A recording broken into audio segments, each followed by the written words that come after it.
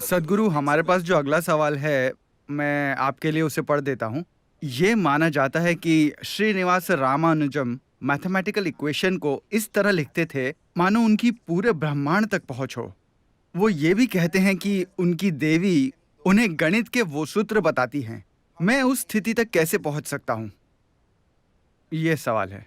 पहले आपको एक देवी खोजनी होगी। आप सभी क्या फोन इस्तेमाल करते हैं? क्यों? आप फोन का इस्तेमाल क्यों करते हैं? पहले तो हमने फोन बनाया ही क्यों? क्योंकि हम बोल सकते हैं। अगर हमारे पास बोलने की क्षमता नहीं होती, तो क्या हम माइक्रोफोन, टेलीफोन या ऐसी कोई चीज बनाते? हेलो? हमने साइकिल क्यों बनाई? क्योंकि हम चल सकते हैं, मगर हम और तेज चलना चाहते थे, इसीलिए हम दौड़ने लगे। दौड़ने पर पता चला कि उसकी एक सीमा है, हम उससे भी तेज जाना चाहते थे, इसलिए हमने साइकिल बनाई। मान लीजिए कि हम एक पेड़ की तरह होते, एक जगह पर फिक्स्ड, तो क्या हम साइकिल का आविष्कार करते? नहीं। तो टेलीफोन, टेलीस्कोप, माइक्रोस्कोप, साइकिल, गाड़ियां, हवाई जहाज, ये सब क्या है? हमारे पास जो क्षमताएं पहले से हैं, हम उन्हें बेहतर बनाना चाहते हैं। हमने कोई ऐसी मशीन नहीं बनाई जिसकी क्षमता हमारे पास नहीं थी और अचानक से हमने कुछ बना लिया, क्योंकि हम उन चीजों के बारे में जानते ही नहीं। हाँ, हमारे पास जो क्षमताएं नहीं हैं, उन्हें जानने का हमारे पास कोई तरीका नहीं है कि उसका अस्तित्व है या नहीं। बस हमारे पास जो क्षमताएं हैं, उन्हें हम दूर तक ले जाने की कोशिश करते हैं।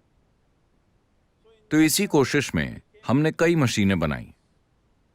यहां मौजूद सभी मशीनें सिर्फ हमारी मौजूदा क्षमताओं को और बेहतर कर रही हैं। उन्होंने कोई एकदम नई क्षमता नहीं पैदा की है। इसी तरह पुराने समय से ही इस संस्कृति में हमने ऐसी मशीनें बनाई जो किसी सामान या मैकेनिकल प्रक्रिया से नहीं बनी, बल्कि ऊर्जा की प्रक्रिया से बनी हैं। ऊर्जा की प्रक्रिया से बनी मशीन का अर्थ क्या है? देखिए, मान लीजिए कोई मर जाता है। आपने मरे हुए लोगों को देखा है? हेलो? कहां देखा? मैंने कभी नहीं देखा। आपने मरे हुए लोग देखे या लाश देखी? हां। लाश का अर्थ क्या है? मान लीजिए कोई दुर्घटना या हत्या या कुछ और नहीं हुआ, या मान लीजिए कोई बस दम घुटने से मर गया। अगर कोई दम घुटने से मर गया तो उसका दिल ठीक है, वो धड़क नहीं रहा, मगर वो फिट है। उसका लिवर, किडनी, सब कुछ ठीक है, बस वो इंसान जिंदा नहीं है। सभी मशीनी अंग ठीक है, बस जीवन ऊर्जा नहीं है। तो ये भी एक स्तर पर एक ऊर्जा मशीन है कि नहीं? है कि नहीं? ये भी एक ऊर्जा मशीन है। उसके परे हमने मैकेनिकल अंग लगा दिए हैं। सभी मैकेनिकल अंगों के ठीक होने पर भी अगर ऊर्जा नहीं होगी तो ये काम नहीं करेगा।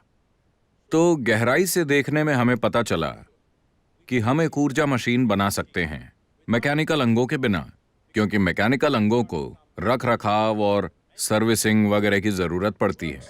But if you just create an energy machine, it will simply function day and night.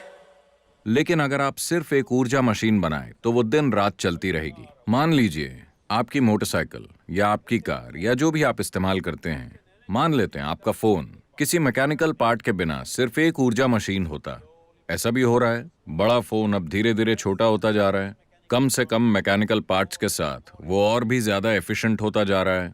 धीरे धीरे ये उस ओर बढ़ रहा है जहां ये ज्यादा ऊर्जा पर आधारित और कम मैकेनिकल होता जा रहा है कि नहीं? आपको जेम्स बॉन्ड की पुरानी फिल्में याद हैं? इतना बड़ा फोन, वो किसी नवजात बच्चे की तरह लगता था, मगर आज वो इतना सा रह गया है।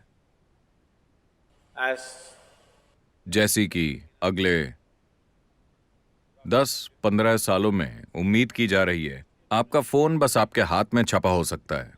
बस इस तरह आप बात कर सकते हैं, या उतना भी करने की जरूरत नहीं है।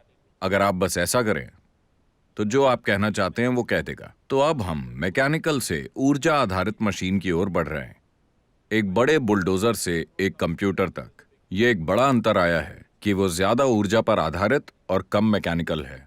इसलिए हमने ऊर्जा मशीनें बनाई जिन्हें इस संस्कृति में देवी देवता कहा गया है। आमतौर पर हमने उन्हें मूर्ति कहा। इसका मतलब है आकार या रूप, एक रूप जिसमें कुछ खास चीजें करने की क्षमता है, ऊर्जा के रूप।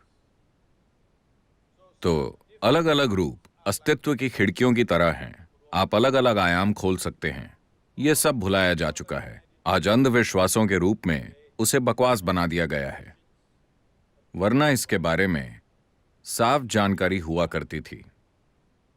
आजकल लोग इससे या उससे अपनी पहचान जोड़ लेते हैं, इसलिए उन्हें लगता है कि भगवान का मतलब उनसे संबंध जोड़ना है। नहीं, ये भगवान इसके लिए गलत शब्द है। ये देवी देवता या मूर्तियां हैं। इन्हें एक खास मकसद से बनाया गया था। अगर आपको बुद्धि चाहिए तो आप एक तरह के देवता के पास जाते हैं। अगर आपको डर लगता है तो आप दूसरे तरह के देवता के पास जाते हैं। प्यार में समस्या तो दूसरे तरह के देवता के पास।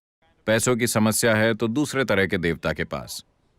इस तरह उन्होंने ऊर्जा के रूप बनाए जिनका इस्तेमाल करना आपको सीखना होगा। ये प्रार्थना या पूजा के स्थान नहीं है। इन जगहों पर आप सीख सकते हैं कि उस मशीन का इस्तेमाल कैसे करें अपने फायदे के लिए। उन्हें कई रूपों में और क्षमताओं में बनाया गया। उन्हें लोगों की आनुवांशिक जानकारी से भी जोड़ा गया, जिन्हें हमने कुल देवता कहा, जहां वो सिर्फ उसी वंश के लोगों के लिए काम करेगा। यह एक बहुत जटिल प्रक्रिया है। तो रामानुजम दक्षिण भारत के थे। मैं दक्षिण का खास तौर पर जिक्र इसीलिए कर रहा हूं क्योंकि ये चीजें वैसे तो पूरे देश में थीं, मगर इस देश के उत्तरी हिस्से ने बहुत विदेशी हमले और तोड़फोड़ सहे। दक्षिण विंध्याचल पहाड़ों से दक्षिण के हिस्से में हम काफी सुरक्षित रहे। आज भी हमने कई चीजें कायम रखी हैं। हमने उत्तर की तरह कोई बड़ी उथल पुथल नहीं झेली। इसके कारण कुछ वैज्ञानिक प्रक्रियाएं अब भी जीवित और सक्रिय हैं जो एक रामानुजम का निर्माण कर सकी। रामानुजम ने ब्लैक होल्स के बारे में बात की लगभग 100 या 100 से भी अधिक साल पहले, जब ब्लैक होल का कोई कॉन्सेप्ट ही नहीं था। उन्होंने उस समय ब्लैक होल के लिए गणित बनाया जब ब्लैक होल का कॉन्सेप्ट ही नहीं था। विज्ञान हमेशा इस तरह आगे बढ़ता है, पहले कॉन्सेप्ट, फिर थ्योरी और फिर गणित। मगर उन्होंने पहले गणित बनाया जब कॉन्सेप्ट नहीं था, जब थ्योरी नहीं थी। जब उनसे पूछा गया, वो मृत्युशैया पर थे और गणित मानो उनसे बहकर निकल रहा था। गणित की कई नोटबुक्स बस यूं ही बह रहा था। लोगों ने पूछा, ये कहां से आ रहा है, ये क्या है? वो बोले, मेरी देवी के शरीर से गणित बहता है।